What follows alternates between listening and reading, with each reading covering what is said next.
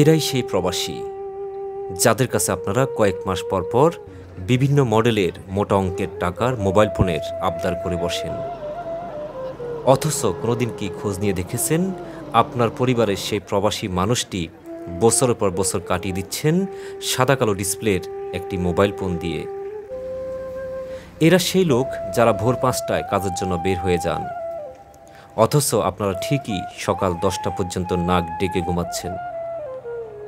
এরা সেই লোক যারা সকালের নাস্তা পলিথিনের ব্যাগে করে নিয়ে যান, আর আপনারা সাহেবের মতো খাবার টেবিলে বসে নাস্তা করেন। এরা সেই লোক যারা ৫০ ডিগ্রি রোদের মধ্যে কাজ করেন, যখন ক্লান্ত হয়ে যান বিশ্রামের জন্য যাদের ঠাঁই হয় বালুর মধ্যে খেজুর গাছের নিচে, আর আপনারা ঠিকই এসি ফ্যান চালিয়ে আরামে বিশ্রাম করেন। এরা সেই লোক যারা সন্ধ্যায় রুমে আসতে ৩০০ গজ লম্বা লাইনে দাঁড়িয়ে গাড়িতে ওঠার জন্য অপেক্ষা করেন, আর আপনারা ঠিকই সিএনজি এসি গাড়ি ভাড়া করে বাড়িতে আসেন। এরা সেই লোক যারা সারাদিন এত কষ্ট করে সন্ধ্যায় কাজ শেষে রুমে গিয়ে ৫০ ডিগ্রি গরমের মধ্যে রান্না করে খেতে হয়, আর আপনারা কাজের বুয়া দিয়ে রান্না করিয়ে টেবিলে গোছানো খাবার খেতে পছন্দ করেন।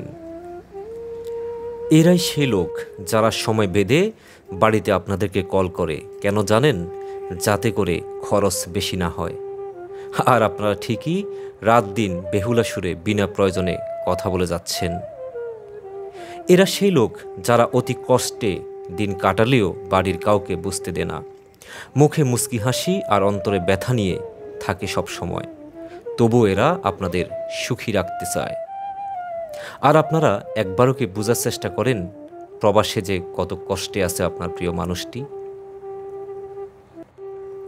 মহান আল্লাহ পাক রাব্বুল আলামিনের কাছে আমাদের ফরিয়াদ, বিশ্বের বিভিন্ন দেশে থাকা আমাদের সকল রেমিটেন্স যোদ্ধাদের হেফাজত করবেন।